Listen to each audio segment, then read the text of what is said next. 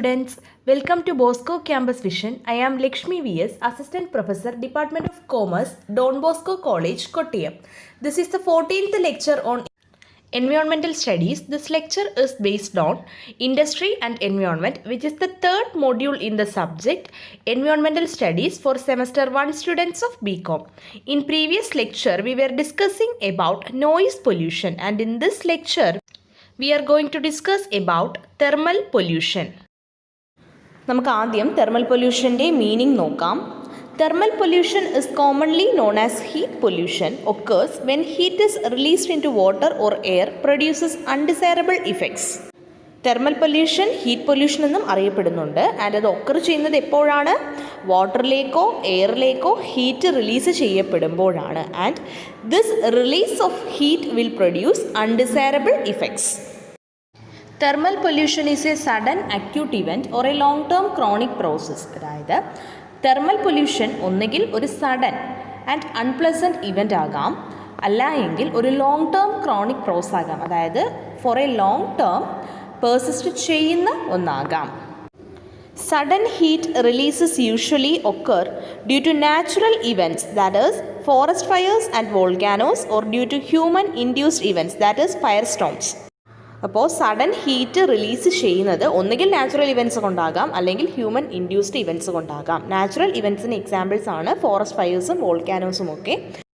And human induced ഇവൻറ്റ്സിന് example ആണ് fire storms.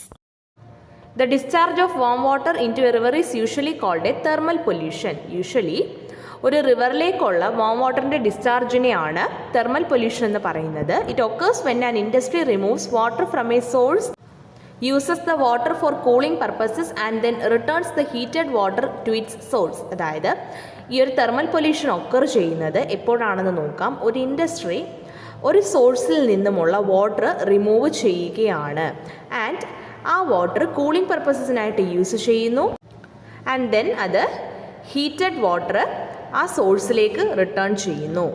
അപ്പോഴാണ് തെർമൽ പൊല്യൂഷൻ ഒക്കർ ചെയ്യുന്നത്. And power plants heat water to convert it into steam to drive the turbines that generate electricity. ഇനി power പ്ലാന്റ്സിലാണെങ്കിൽ power plants water heat ചെയ്ത് അതിനെ സ്റ്റീമാക്കി convert ചെയ്യുന്നു. ഇങ്ങനെ ചെയ്യുന്നത് ടർബൈൻസ് ഡ്രൈവ് ചെയ്ത് ഇലക്ട്രിസിറ്റി ജനറേറ്റ് ചെയ്യുന്നതിന് വേണ്ടിയാണ്. For efficient functioning of the steam turbines, the steam is condensed into water after it leaves the turbines. അപ്പോൾ ഈ സ്റ്റീം ടർബൈൻസ് എഫിഷ്യൻ്റ് ആയിട്ട് ഫങ്ഷൻ ചെയ്യണം എന്നുണ്ടെങ്കിൽ സ്റ്റീം കണ്ടൻസ് ചെയ്യേണ്ട ആവശ്യകതയുണ്ട്. അപ്പോൾ ഈ സ്റ്റീം കണ്ടൻസ് ചെയ്യുന്നത് വാട്ടർ യൂസ് ചെയ്തിട്ടാണ് ടർബൈൻസിനെ അത് ലീവ് ചെയ്ത് കഴിയുമ്പോൾ. This condensation is done by taking water from a water body to absorb the heat. And ഈ കണ്ടൻസേഷൻ പ്രോസസ്സിന് വേണ്ടി ഒരു വാട്ടർ ബോഡിയിൽ നിന്നും വാട്ടർ എടുക്കുന്നു.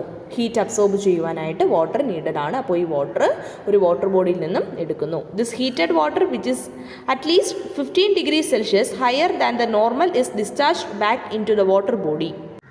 ആൻഡ് ഈ ഹീറ്റഡ് വാട്ടർ ഇത് നോർമൽ ടെമ്പറേച്ചറിനേക്കാളും 50 degrees Celsius കൂടുതൽ ടെമ്പറേച്ചർ ഉള്ളതാണ്. ഇത് വാട്ടർ ബോഡിയിലേക്ക് ഡിസ്ചാർജ് ചെയ്യുന്നു. Then what are the ways by which thermal pollution occurs? By human activities. Human activities can introduce thermal pollution into streams in several ways, such as പല human ആക്ടിവിറ്റീസിനും thermal pollution create ചെയ്യുവാനായിട്ട് കഴിയും. അത് ഏതൊക്കെ രീതിയിലാണെന്ന് നോക്കാം. First one is industries and power plants may use water to cool machinery and then discharge the warmed water into a stream. അതായത് ഇൻഡസ്ട്രീസും പവർ പ്ലാന്റ്സും വാട്ടർ യൂസ് ചെയ്ത് മെഷീനറി കൂൾ ചെയ്യുന്നു, ആൻഡ് അതിനുശേഷം ഈ വാംഡ് വാട്ടർ ഒരു സ്ട്രീമിലേക്ക് ഡിസ്ചാർജ് ചെയ്യുന്നു. Second one is water temperature rises when trees and tall vegetation providing shades R cut down. അതായത് ട്രീസും മറ്റ് ടോൾ വെജിറ്റേഷനുമൊക്കെ നമുക്ക് ഷെയ്ഡ്സ് പ്രൊവൈഡ് ചെയ്യുന്നതാണ്, ആൻഡ് അത് കട്ട് ഡൗൺ ചെയ്യുമ്പോൾ വാട്ടർ ടെമ്പറേച്ചർ ഇൻക്രീസ് ചെയ്യുന്നു. Third one is soil erosion caused by construction, removal of stream side vegetation, poor farming practices, overgrazing and recreation increases the amount of suspended solids in the water. അതായത് construction കാരണം സംഭവിക്കുന്ന soil erosion, stream side വെജിറ്റേഷൻ്റെ removal, poor farming practices, overgrazing and recreation, ഇതെല്ലാം വാട്ടറിലേക്ക് discharge ചെയ്യുന്ന suspended സോളിഡ്സിൻ്റെ amount increase ചെയ്യുന്നു. Fourth one is thermal pollution can also occur through earthquakes. Thermal pollution earthquakes കാരണവും ഉണ്ടാകുന്നുണ്ട്. We will discuss the balance portion of thermal pollution in the next lecture. Thank you.